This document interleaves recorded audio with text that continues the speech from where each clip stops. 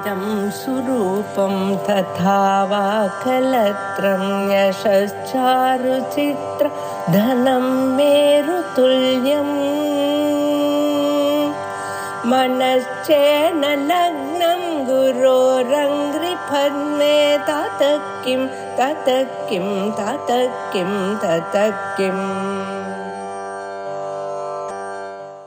सुवर्णबिन्दुरक्षोभ्यः सर्ववागीश्वरेश्वरः महाह्रदो महागर्तो महाभूतो महानिधिः। सुवर्णबिन्दुः सुवर्णसदृशाः बिन्दवः अस्य वर्तन्ते इति भगवतः स्तुतिः क्रियते। सुवर्णबिन्दुः इति बिन्दुशब्देन अवयवः उच्यते। बिन्दुः अवयवः शोभनः वर्णः अस्य वर्तते इति सुवर्णं बिदि अवयवे इति धातोः उप्रत्यये बिन्दुः इति शब्दो भवति। सुवर्णाः बिन्दवः, सुवर्णाः इत्युक्ते सुवर्णसदृशाः बिन्दवः अवयवाः यस्य वर्तन्ते सः सुवर्णबिन्दुः।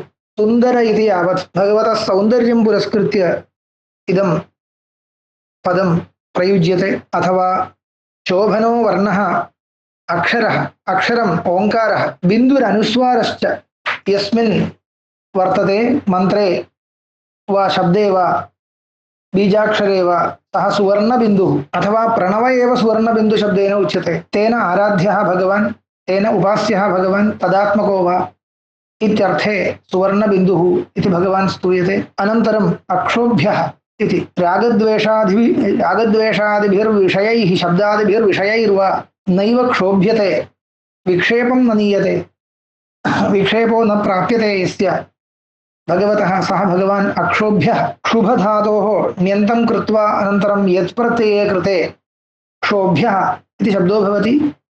ततः परं नञ्समासे कृते अक्षोभ्यः इति भवति। न क्षोभ्यः अक्षोभ्यः इति अक्षोभ्याय नमः। सर्ववागीश्वरेश्वरः इति तदनन्तरं वाचाम् ईश्वरः वागीश्वरः। सर्वे वागीश्वराः सर्ववागीश्वराः ब्रह्मादयः तेन उच्यन्ते। तेषामपि अयम् ईश्वरो भवति, सर्वनियन्ता सर्वजगन्नियन्ता भगवान् इति नारायणः स्तूयते। सर्ववागीश्वरेश्वरः इति सर्ववागीश्वराणाम् अपि ईश्वरः इत्यर्थः। महाह्रदः महान् ह्रदः महाह्रदः। महधातोः महान् इति शब्दो भवति। ह्रद धातोः ह्रद अव्यक्तशब्दे इति धातोः अच् प्रत्यये ह्रदः इति शब्दो भवति। महानयं ह्रदः इत्युक्ते हृदयैव हृदः हृदतुल्यः अवगाह विशेषम् आश्रित्य अथवा अतिगम्भीरताम् आश्रित्य भगवतः स्वरूपम् इत्थं वर्ण्यते महाह्रदः इति। महाह्रदवदक्षोभ्यः इति। महागर्तः महांश्चासौ गर्तश्च महागर्तः। गर्तशब्देन अत्र माया उच्यते। गिरधातोः तन्प्रत्यये गर्तः इति शब्दः। गर्तशब्देन माया, माया नाम जगतः मोहिनी या माया सा उच्यते। मम माया दुरत्यया इति भगवदुक्ते। ता माया यस्य अधीने वर्तते, महान् गर्तः यस्य सः, ता माया यस्य अधीने वर्तते स भगवान् महागर्तः इति स्तूयते। ततः परं महाभूतः इति। भूधातोः कर्तरि कृतप्रत्यये भूतः इति शब्दः।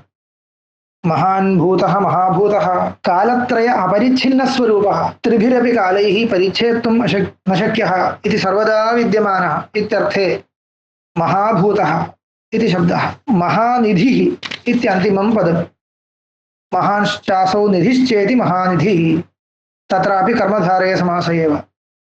महानिधये नमः। निधिशब्दोऽपि पूर्वमेव बहुवारम् आगतः इति पुनर्न व्याख्यायते। धान्यधातोः किप्रत्ययान्तः शब्दः निधिः इति। निधीयते अस्मिन् निधिः सर्वं भगवत्स्वरूपे निक्षिप्तं तिष्ठति, सुरक्षितं तिष्ठति इत्यभिप्रायेण भगवान् महानिधिरिति स्तूयते।